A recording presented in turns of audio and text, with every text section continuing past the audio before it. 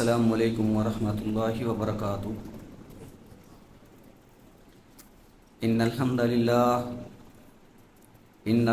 للہ نحمده ونستعینه ونستغفره ونعوذ باللہ من شرور انفسنا ومن سیئات اعمالنا من يهده الله فلا مضل له ومن يضلل فلا هادي له وأشهد أن لا إله إلا الله وحده لا شريك له وأشهد أن محمدا عبده ورسوله يا أيها الذين آمنوا اتقوا الله حق تقاته ولا تموتن إلا وأنتم مسلمون يا أيها الناس اتقوا ربكم الذي خلقكم من نفس واحدة وخلق منها زوجها وبث منهما رجالا كثيرا ونساء واتقوا الله الذي تساءلون به والأرحام إن الله كان عليكم رقيبا يا أيها الذين آمنوا اتقوا الله وقولوا قولا سديدا يصلح لكم أعمالكم ويغفر لكم ذنوبكم ومن يطع الله ورسوله فقد فاز فوزا عظيما أما بعد فإن أحسن الكلام كلام الله وخير الهدي هدي محمد صلى الله عليه وآله وسلم وشر الأمور محدثاتها وكل محدثة بدعة وكل بدعة ضلالة وكل ضلالة في النار۔ اللهم صل على محمد وعلى آل محمد كما صليت على إبراهيم وعلى آل إبراهيم إنك حميد مجيد۔ اللهم بارك على محمد وعلى آل محمد كما باركت على إبراهيم وعلى آل إبراهيم إنك حميد مجيد۔ اللهم انفعنا بما علمتنا وعلمنا ما ينفعنا وزدنا علما۔ رب اشرح لي صدري ويسر لي أمري واحلل عقدة من لساني يفقهوا قولي۔ أما بعد فأعوذ بالله من الشيطان الرجيم۔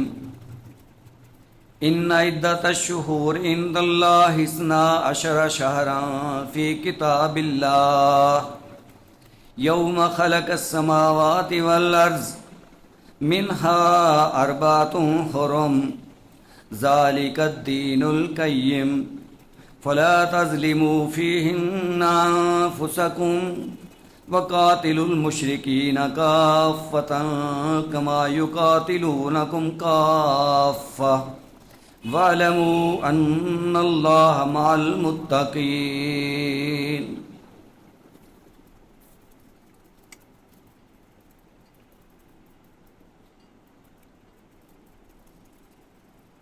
اللہ سبحانہ و تعالی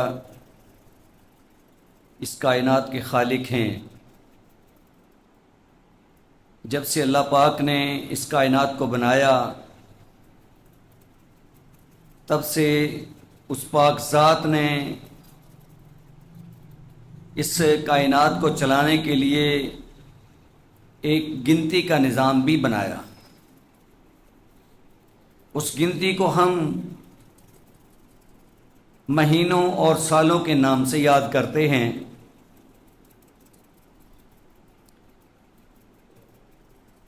پیارے پیغمبر صلی اللہ علیہ وسلم کے اوپر جو دین نازل ہوا اس دین کے اندر ہر لحاظ سے بڑی قیمتی رہنمائی موجود ہے۔ ضرورت اس بات کی ہے کہ اپنے آپ کو اس دین کے مطابق چلایا جائے، اپنی اصلاح کی جائے، تو اسی میں ہمارے لیے خیر ہے، ورنہ ہم فتنوں کا شکار ہو جائیں گے اور ان فتنوں اور کوتاہیوں کی وجہ سے ہمارا آخرت کا نقصان ہو سکتا ہے۔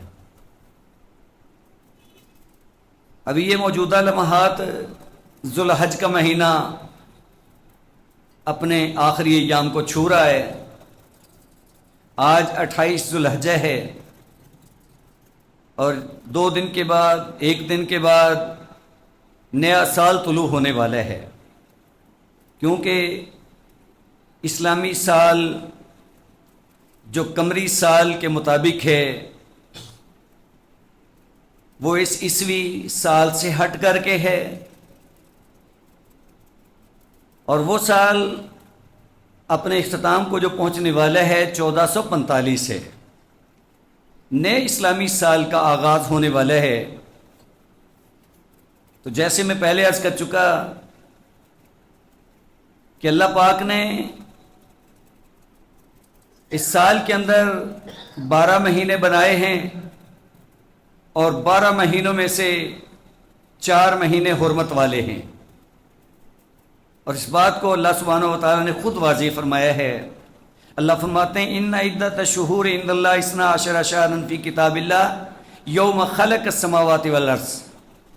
اللہ فرماتے ہیں جب سے ہم نے آسمان و زمین کو پیدا فرمایا تب سے ہمارے ہاں ان مہینوں کی گنتی 12 ہے، ہماری تقدیر کے اندر، ہمارے علم کے مطابق۔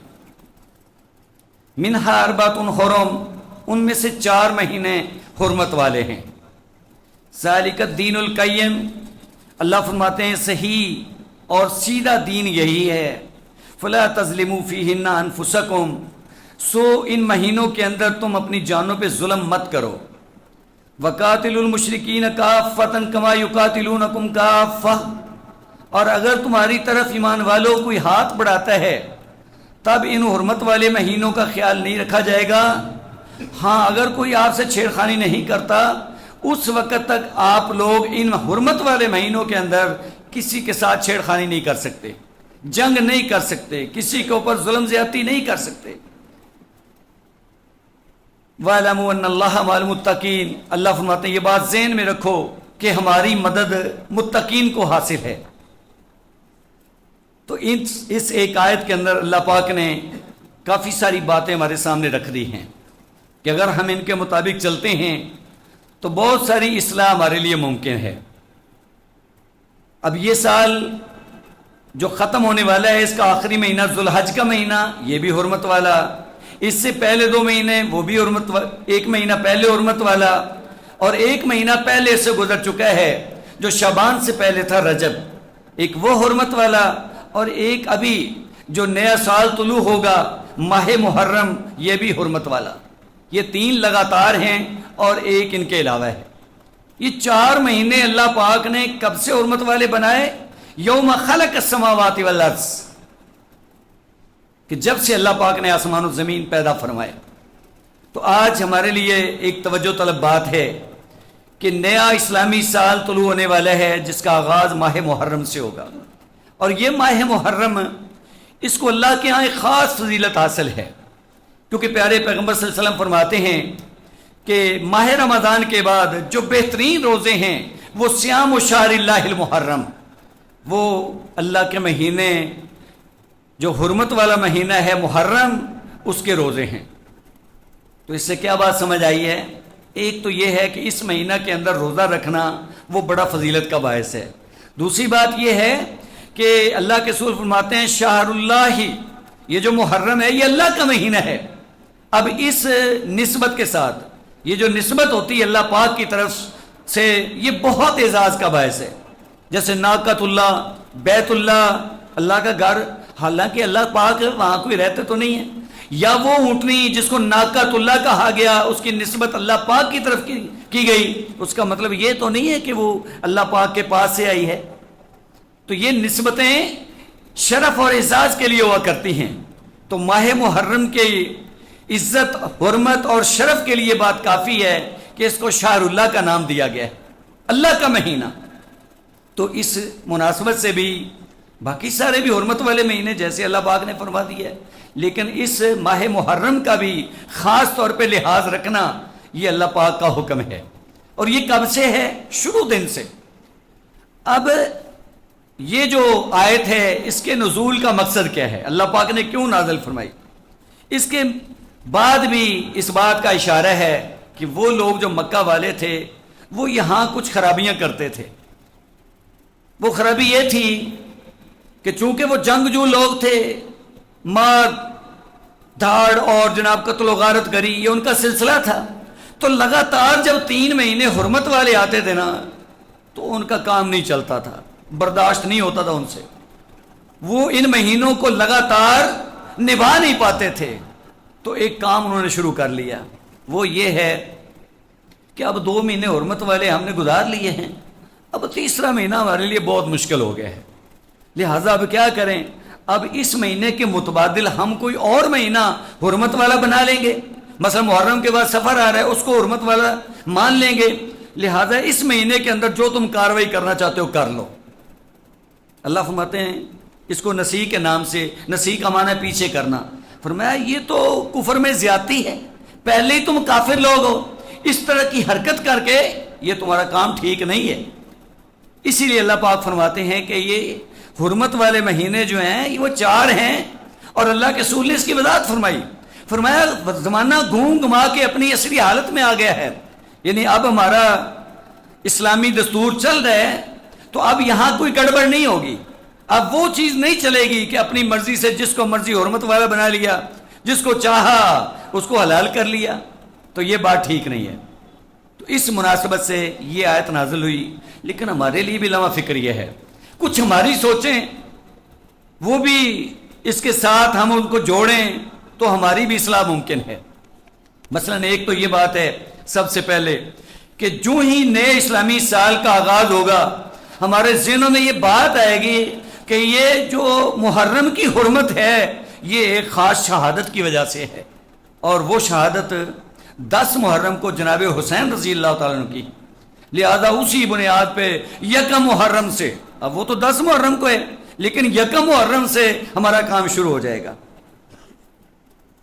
اور پھر اس کے بعد پورا مہینہ اس مہینے کو اس انداز سے حرمت والا بنا دیا جائے گا کہ یہاں جائز کرم بھی جو ہے، جو حلال کام ہے وہ کرنا بھی ممنوع ہو جائے گا، مثلا شادی بیاہ کرنا نہیں جی ماہ محرم ہے، یہ تو ممکن ہی نہیں کہ ان 10 دنوں کے اندر، اور وہ جو خاص لوگ ہیں وہ تو ہیں ہی ہیں، ہمارے جیسے بھی اس رو میں بہہ جاتے ہیں کہ ہاں جی واقعی یہ شاید پورا مہینہ سوگ کا مہینہ ہے، خاص طور پہ 10 دن جو ہیں یہ تو بڑے ہی افسوس کے ہیں، ان مہینوں کے اندر تو کوئی بھی اس طرح کا خوشی کا کام ہو نہیں سکتا، کیونکہ وہ ایسے لوگوں کی کارروائیاں تو آپ کے سامنے ہیں، کس طریقے سے نظام الٹ پلٹ کے رکھ دیا جاتا ہے۔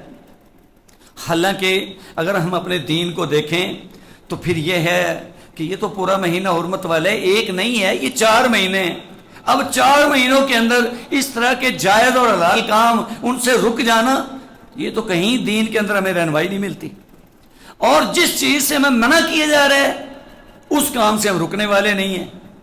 تو یہ جو کلیش ہے نا ہمارے اندر، ایک تصادم ہے، ایک ہمارا ذہن ہے، اور یہ ہم نے اپنے آپ سے بنا لیا ہے، یہ انتہائی خطرناک ہے۔ تو میں نے عرض کیا کہ ہمارا دین تو خالص دین ہے، ذالک الدین القیم، یہ تو مضبوط اور سیدھا دین ہے، اس کے اندر کوئی کمی والی بات نہیں ہے۔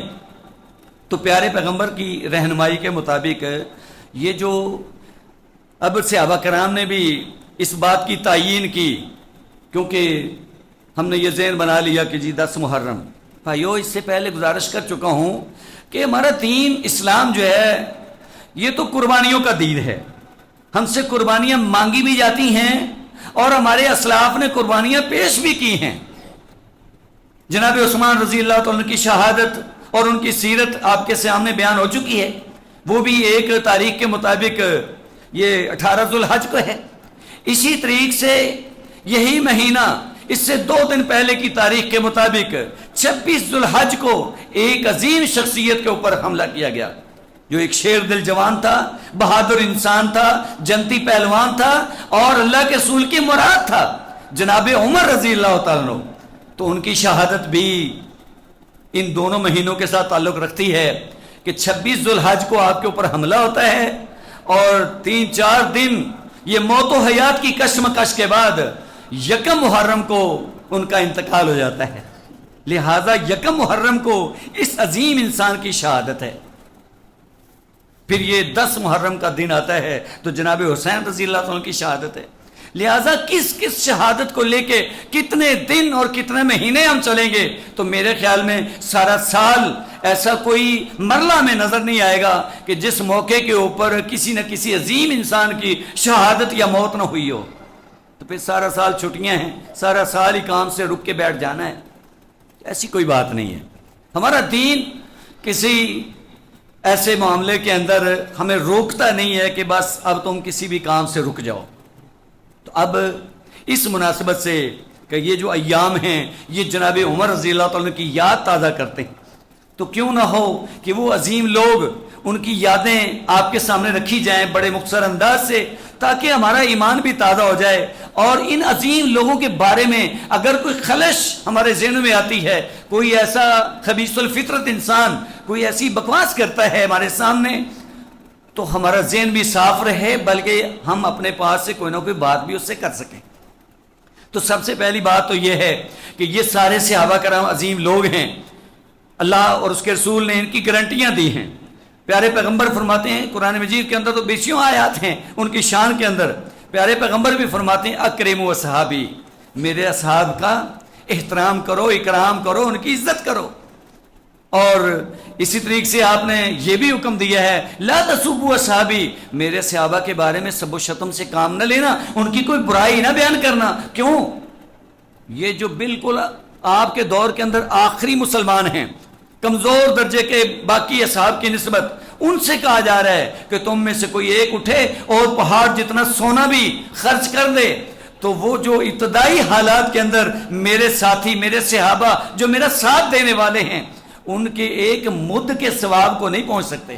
اور ایک مد کو کتنا ہے؟ 1 پاؤ گندم یا جو ہے، اتنا فرق ہے ان عظیم ہستیوں کے درمیان اور جو آپ صلی اللہ علیہ وسلم کے اوپر ایمان لانے والے آخری دور کے لوگ ہیں۔ ہماری تو ان کے ساتھ نسبت ہی کوئی نہیں جو ہم بیٹھ کے باتیں کریں ان کے بارے میں اور ان کی غلطیاں نکالیں۔ تو وہ عظیم لوگ جن کے بارے میں اللہ کے رسول نے گارنٹیاں دیں، آپ کیا فرماتے ہیں؟ مجھے تو سمجھ نہیں آتی، یقین جانے آپ بھی سنتے ہوں گے باتیں، کہ ہم نبی صلی اللہ علیہ وسلم کا کلمہ پڑھنے والے ہیں تو آپ کے فرامین کو بھول کر کے ہم ایسے لوگوں کی باتیں سنیں، یا وہ لوگ بھی اپنے آپ کو مسلمان کہلوائیں لیکن نبی کی بات نہ مانیں، تو وہ کس انداز کے مسلمان ہیں؟ تو آپ صلی اللہ علیہ وسلم کی زبانیں نبوت سے یہ نکلتا ہے، جیسا کہ اصحاب عشرہ کے بارے میں یہ مشہور ہے کہ وہ عشرہ مبشرہ ہیں، ان کو جنت کی بشارت دی گئی ہے۔ اب ان کے نام ذرا شمار کرنا شروع کریں تو آپ کیا فرماتے ہیں؟ ابو بکر فی الجنہ و عمر فی الجنہ و عثمان فی الجنہ و علی فی الجنہ۔ یہ ترتیب اللہ کے رسول نے لگائی ہوئی ہے، یہ حدیث کے اندر الفاظ کو گڑبڑ نہیں کیا گیا۔ تو سب سے پہلا نمبر اللہ کے رسول کس کا لگاتے ہیں؟ ابو بکر فی الجنہ، ابو بکر جنتی ہیں، وہ عمر فی الجنہ، اور عمر جنتی ہیں، عثمان جنتی ہیں، علی جنتی ہیں۔ یہ خلفائے راشدین ہیں، ان کا نمبر بھی بالکل اسی ترتیب سے لگا ہے۔ تو یہ پیارے پیغمبر کی زبانی ان لوگوں کے لیے بشارت ہے، جنتی ہونے کی گارنٹی ہے۔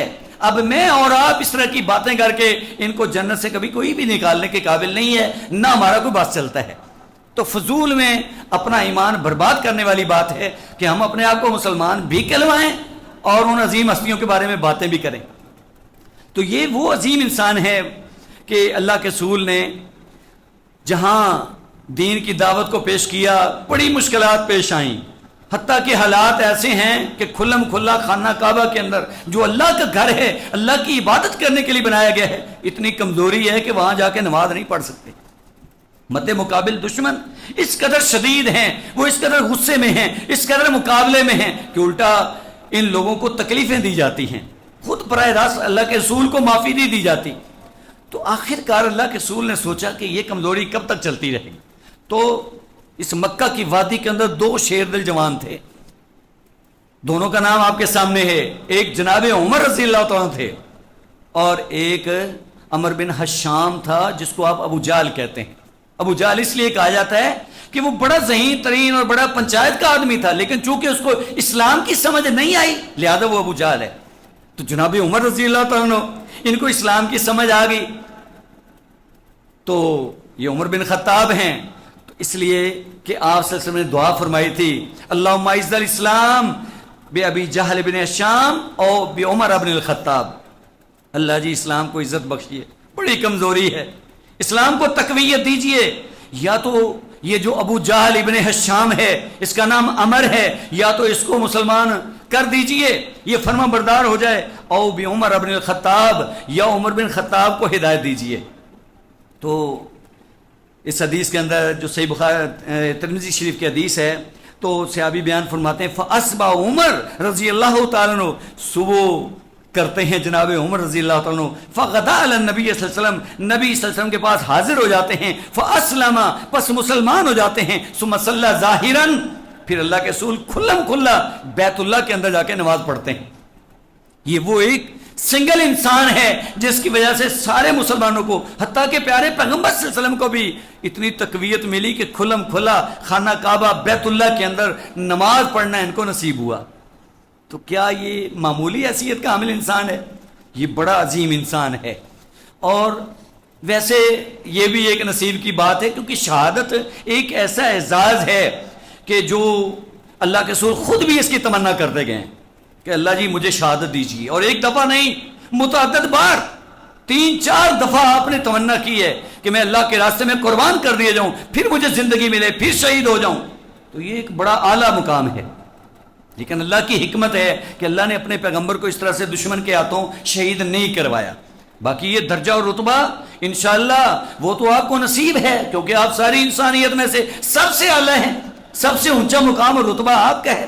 لیکن آپ کے ساتھیوں کو جو اعزاز آپ کی طرف سے ملا، یقیناً آپ اللہ کی حکم کے مطابق بولنے والے تھے، تو آپ کی شہادت کے بارے میں باقاعدہ آپ کی پیشین گوئی موجود ہے.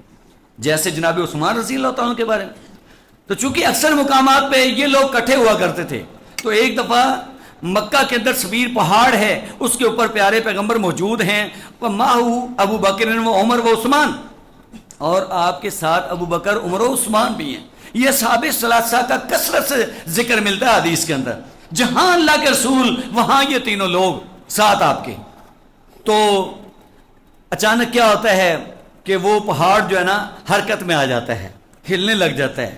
اللہ پاک کی طرف سے معجزہ ہے کہ وہ اس کو خوشی ہوئی ہے، وہ حرکت میں آیا ہے، یا کیا ہوا ہے.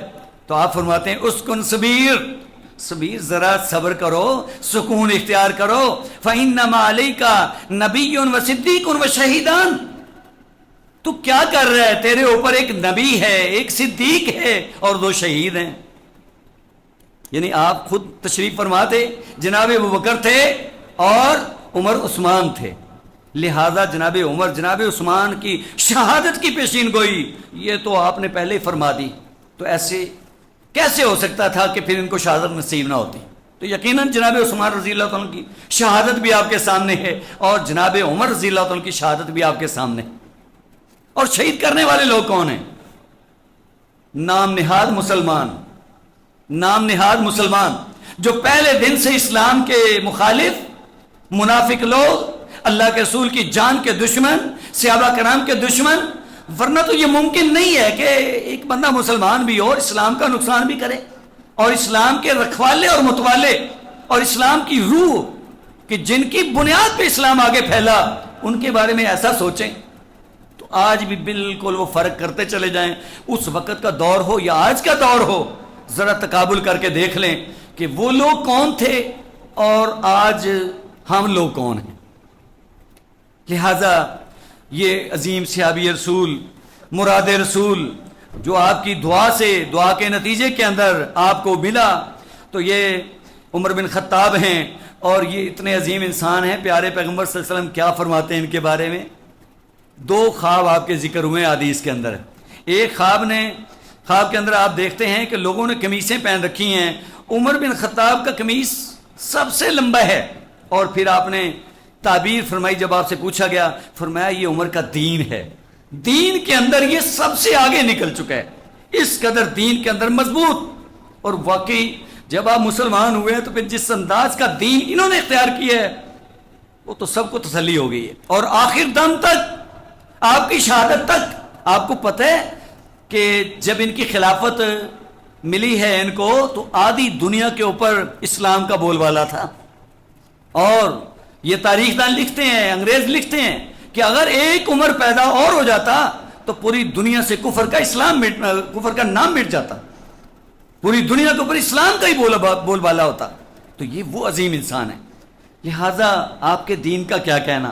اسی طرح ایک خواب آپ نے دیکھا، آپ فرماتے ہیں کہ میں نے خواب کے اندر دودھ پیا ہے اور بچا ہوا دودھ میں نے جناب عمر کو دے دیا ہے، صحیح بخاری اور مسلم کی حدیث ہیں۔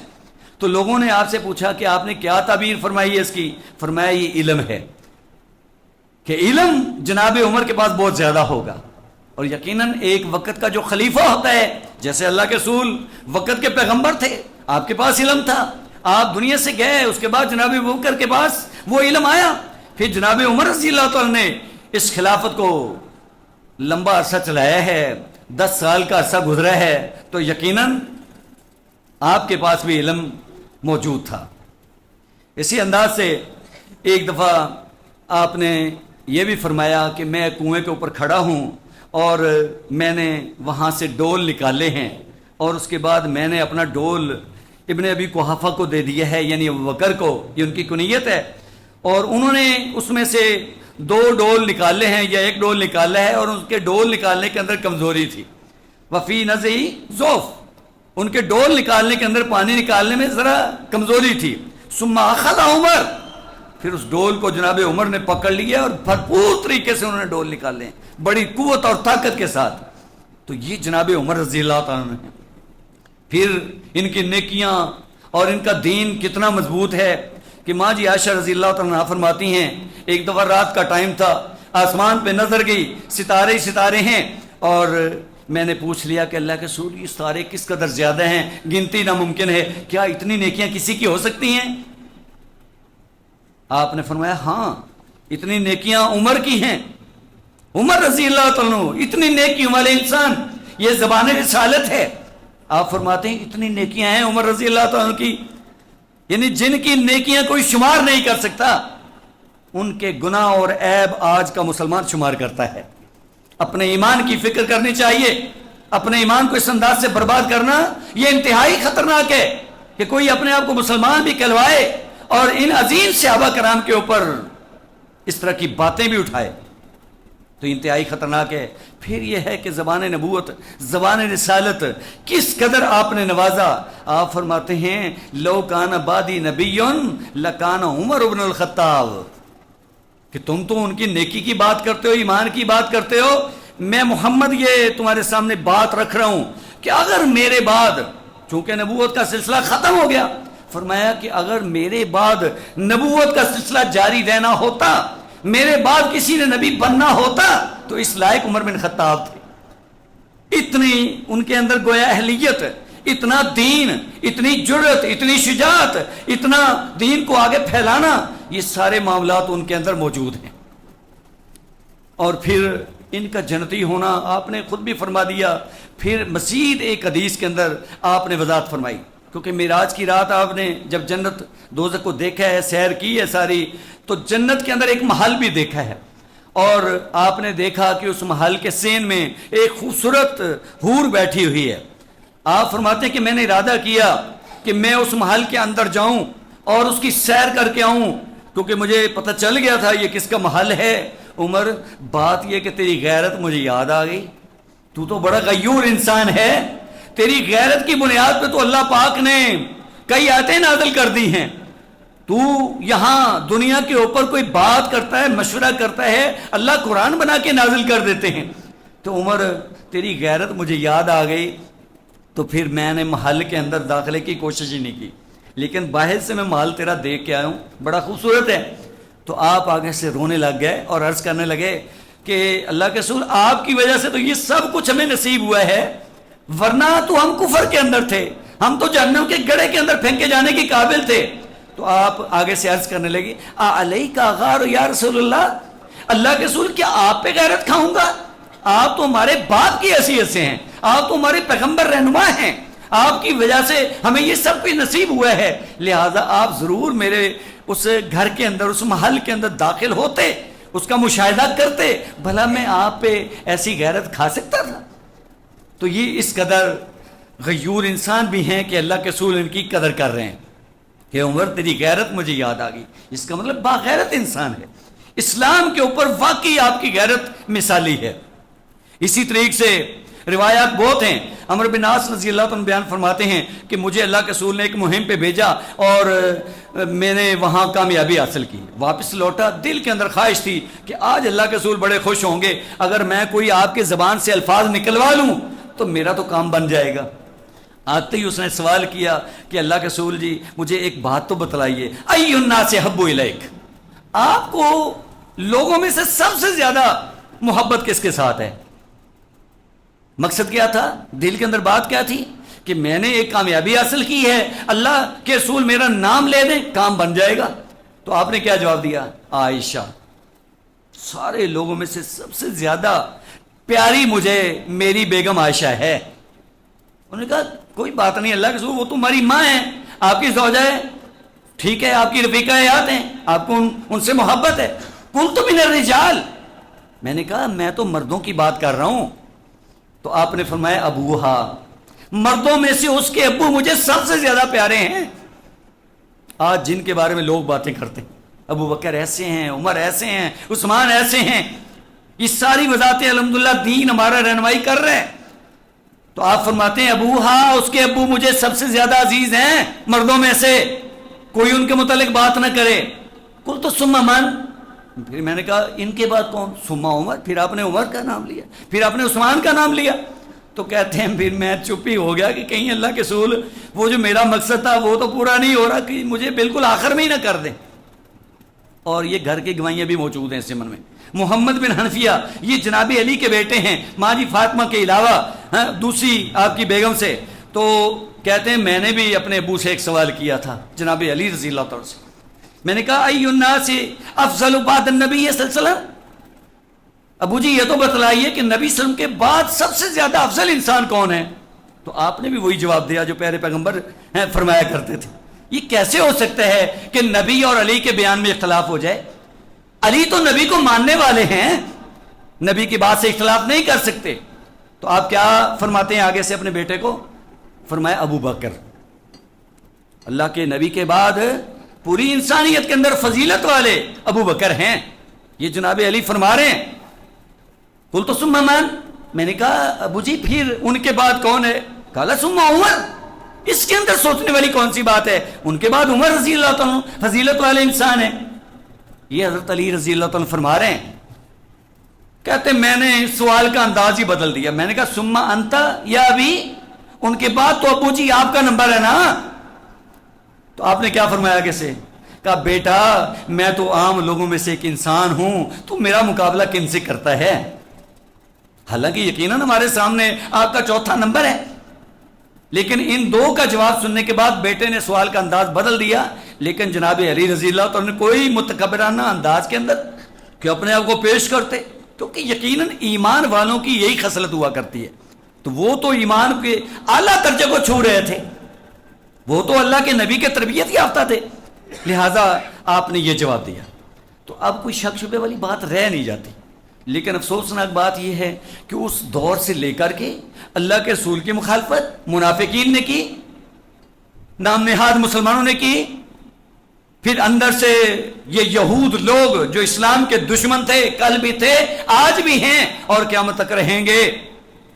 آج بھی دیکھ لیں کس انداز سے اسلام کے در پہ ہیں، اسلام کے مد مقابل کھڑے ہیں، مسلمانوں کا اسلام کا نقصان سوچ رہے ہیں، ہر لحاظ سے وہ نقصان کرنے کی کوشش میں ہیں۔ مسلمانوں کو شہید بھی کیا جا رہا ہے، مسلمانوں کے مالوں کو طلب بھی کیا جا رہا ہے، مسلمانوں کی ذہن سازی بھی کی جا رہی ہے۔ لیکن اگر ہم توجہ کریں تو ایک طرف وہ عظیم لوگ تھے، ایک طرف آج ہم ہیں۔ ہم تو جو ان کے فتنے اور ان کی سازشیں ہیں ان کی رو میں بہ چکے ہیں، ہم ان سے بچنے والے نہیں ہیں۔ آج سارا سسٹم یہود کا چل رہا ہے، گویا ہم لوگ اس منافقت کا شکار ہو چکے ہیں جو منافقت پیارے پیغمبر کے دور میں انتہائی خطرناک تھی۔ اللہ کے نبی کو معافی نہیں دی، ان عظیم ہستیوں کو معافی نہیں دی، اور کیا کرتے ہیں وہی جیسے یہ باغی لوگ، منافق لوگ، انہوں نے اپنے ساتھ ان لوگوں کو ملا کر کے باغیوں کو، جناب عثمان کو شہید کیا۔ یہ جناب عمر رضی اللہ تعالیٰ کی شہادت کے درپے ہیں، اور آپ کے اوپر حملہ ہوتا ہے نماز کی حالت کے اندر، اور آخرکار یکم محرم کو آپ کو شہادت نصیب ہوتی ہے۔ تو یقیناً یہ عظیم لوگ جن کے تذکرے آپ کے سامنے ہیں، یہ صحابہ کرام کی جماعت ہے، اور اللہ فرماتے ہیں لقد رضی اللہ عن المؤمنین، میں اللہ تو ان سے راضی ہو چکا ہوں۔ آج دنیا والوں تم ان سے راضی ہو یا ناراض ہو، تمہارے دلوں کو تکلیف ہو، تمہارے دلوں میں چبھن ہو، تو یہ اس بات کی دلیل تو ہو سکتی ہے کہ تمہارے ایمان کے اندر خلل ہے، تم اصل میں مومن ہی نہیں ہو، کیونکہ اللہ نے ایسے لوگوں کو ایمان والے ہی قرار نہیں دیا۔ لہٰذا آج اگر ہم بھی اپنے ایمان کو کارآمد قیمتی بنانا چاہتے ہیں تو ہمیں ان عظیم ہستیوں کو تسلیم کرنا ہوگا، اور جس انداز سے انہوں نے دین کو اپنایا، قربانیاں پیش کی، اور بہت کچھ کر سکتے تھے، لیکن اس کے باوجود اس طرح سے مدینہ تو رسول کے اندر نہیں کیا، اس لیے کہ ہم تو ہو پیارے پیغمبر کے پیشین گوئی کے مطابق ٹھیک ہے اپنے اوپر ظلم برداشت کر لیں گے، لیکن مدینہ تو رسول کے اندر خون بہانا پسند نہیں کریں گے۔ یہ پیارے پیغمبر صلی اللہ علیہ وسلم کے دین کا اور آپ کی تربیت کا اثر ہے ان کے اوپر۔ لہٰذا آج ہمیں اپنی اصلاح کی ضرورت ہے، اور اصل اس بات کی ضرورت ہے کہ ہم لوگوں نے ان عظیم لوگوں کی سیرت کو اپنانا ہے، ان کے طریقے کے مطابق چلنا ہے، کیونکہ انہوں نے اپنی زندگیاں قربان کی ہیں، اپنے آپ کو وقف کیا ہے، اپنے مال قربان کیے ہیں، اپنی جانیں قربان کی ہیں، اپنا وقت مکمل طور پہ اس دین کے لیے وقف کیا ہے۔ تو پھر ادھر سے کیا ہوتا ہے؟ ادھر سے یہ ہوتا ہے کہ جناب عمر رضی اللہ تعالیٰ کو اتنا شان اور مقام ملتا ہے اللہ کے رسول کی موجودگی کے اندر۔ آپ حاضر ہوتے ہیں، عورتیں بیٹھی آپ کے ساتھ باتیں کر رہی ہیں، اور وہ جیسے بندہ اونچی آواز سے کھل کھلا کے پیارے پیغمبر صلی اللہ علیہ وسلم، آپ کا اخلاق بہت اعلیٰ تھا، لیکن جناب عمر رضی اللہ تعالیٰ یہ جذبے جرأت کے مالک تھے، تو آپ آتے ہیں تو عورتیں دائیں بائیں ہو جاتی ہیں اور ہنسنے لگ جاتی ہیں۔ تو آپ نے پوچھا بھی یہ کیا وجہ ہے کہ میں آیا ہوں تو پہلے تم بیٹھی باتیں کر رہی تھی اور پھر تم ادھر ادھر ہو گئی ہو؟ تو کہتی ہیں کہ عمر آپ بڑے سخت ہیں، ہمیں آپ سے ڈر لگتا ہے۔ تو آپ آگے سے فرماتے ہیں جناب عمر رضی اللہ تعالیٰ کہ اے اپنی جان کے دشمنوں، پیارے پیغمبر سے نہیں ڈرتی ہو، مجھ سے تمہیں زیادہ ڈر لگتا ہے؟ یہ بھی آپ نے غیرت کھائی کہ پیغمبر زیادہ اس لائق ہیں کہ ان سے ڈرو، تم میرا خوف رکھتی ہو تو ایک عظیم انسان کا خوف نہیں رکھتی۔ وہ کہتی ہاں عمر بات ایسے ہی ہے کہ تو بڑا سخت قسم کا انسان ہے۔